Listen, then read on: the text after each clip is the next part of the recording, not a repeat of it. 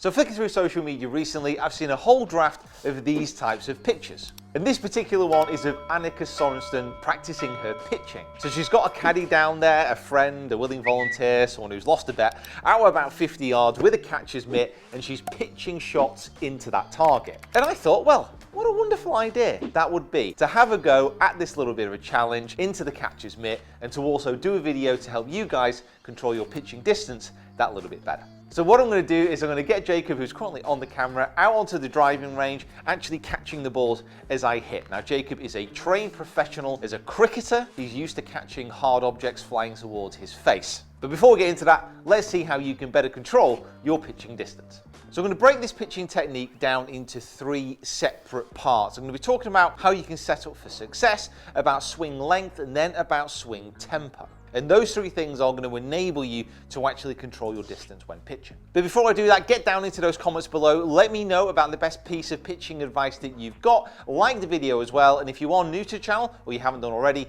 make sure you hit that subscribe button and that little bell icon as well.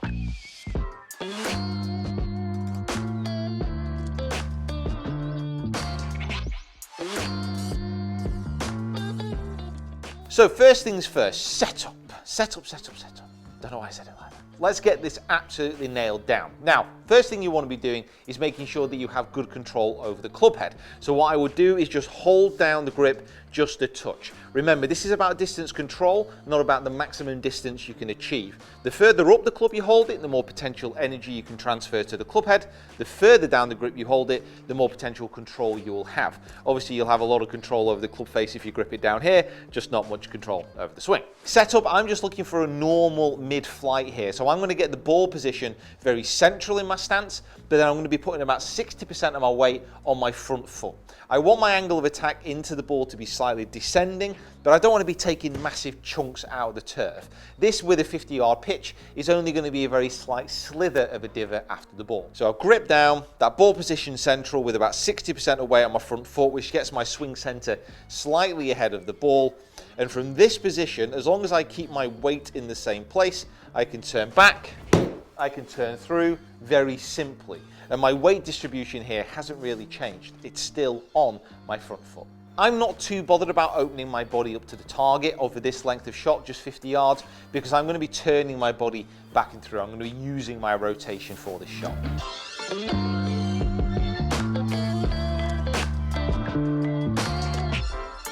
So step 2, after getting that very simple setup, again, you can adapt and change around a little bit, but that's the basis that you can work from.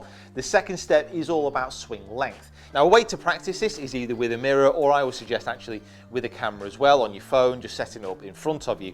It's just having a few practice swings, trying to get that left arm parallel with the ground, trying to create this 90-degree angle here between the shaft and the left arm, getting to this point, turning through, again, using this setup we've just spoken about, and then turning to a point where that right arm is now parallel with the ground and the shaft angle is in 90 degrees with that right arm. Now, if you can do that, but you control the speed with the body, you're going to be getting a consistent way to control distance. So ball position here is central, that little bit of weight forward, 60%, hand slightly ahead, left arm parallel with the ground, 90 degrees there with the shaft and the arm, turn it through to that same position through the ball, and you can get a consistent way to control distance. I'm striking these so well, by the way. Look at those 3 shots there, right next to each other. It's almost like I know what I'm doing. Almost.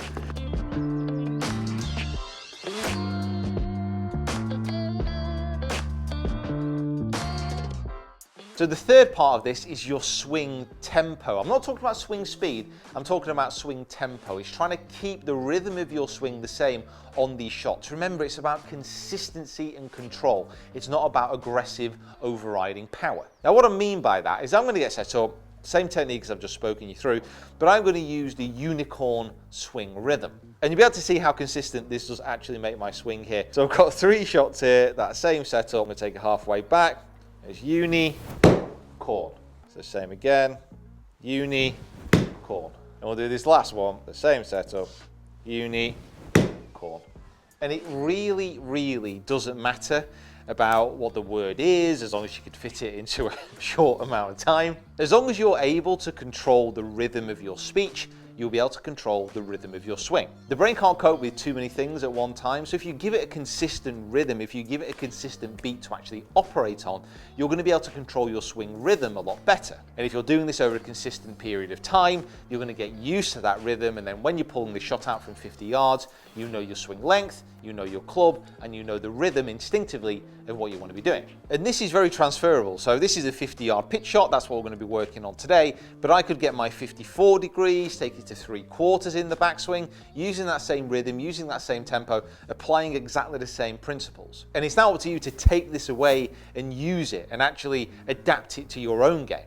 And get down into those comments as well, hopefully after you practiced it for a bit, and let us know how you got on. Right then, it is time for the challenge. So we're going to get Jacob out there with his catcher's mitt. Those shots I was hitting there, by the way, were landing literally on an absolute dime. So hopefully Jacob won't have to be sprinting around the range too much. I just want it full Annika, just there, like caddy not even moving, like pooch, pooch, pooch. It's like the first bit of stomping it. But it is under a bit of pressure, as many shots as we can get into the glove within 1 minute. Right, let's see how we get on. You ready? Yeah, I'm ready. We're all ready. I'm nervous. I'm more nervous than Jacob is. Okay, here we go. Time to put this to the test. We've got Jacob out on the driving range, looking resplendent in the sunshine here in the northwest of England, and he has his baseball mitt on. How many can he catch within the minute? We are about to find out. I reckon we could get about 10. Got a 60-degree wedge, got the heart swing we've just been speaking about within the coaching element of this video. Let's go. You ready? Ready. Ready. Here we go. As soon as it hits a minute, we are on the way. Half swing and turn. Control that tempo. Don't even look, just trust the fact he's catching. I just want to hear that leathery sound as the ball makes contact. That looks pretty good. There we go. That's what we're hoping to hear. That might be a bit short. Spun up the face a little bit. That's it. Got to keep the speed up. That's perfect. No, I shouldn't even have to move for that one. Oh, look at this. We are on the absolute money now. Oh, I've just got a bit more of a tempo going. That might be a bit short. No, it's perfect. Stop looking. Trust it. Come on. Hope I'm giving him enough time to react to it. Yes. Hope he's not moving around. Oh, I don't want to put him in that net. Come on, adrenaline's going. That's good. More like it. Sound on these wedges is awesome. Struck. Oh, how many is this? How many is that? 10. 10. 10 in a minute. Oh my, okay. Listen, I'm not, absolutely nothing to compare this to. Actually really happy with that. So that went pretty well, I have to say. I think I hit the target a lot more than I thought. Obviously Jacob, with his amazing catching ability under that pressure as well, I think that was pretty good. But I'm not saying you need to get your mate down the driving range, get him out there at 50 yards and start hitting balls at him. In fact, I'd recommend you don't do that. But you can quite as easily do this at Prairie, for example. We've got a 50-yard marker out there. I could have been focusing on the 0, on the 50, and trying to hit that mark, really focusing in on that target. Because that is what this is all about. I mean, in an actual practice session when Annika was doing that, her whole point would be that the caddy does not have to move. He would be there just catching, dropping, catching, dropping.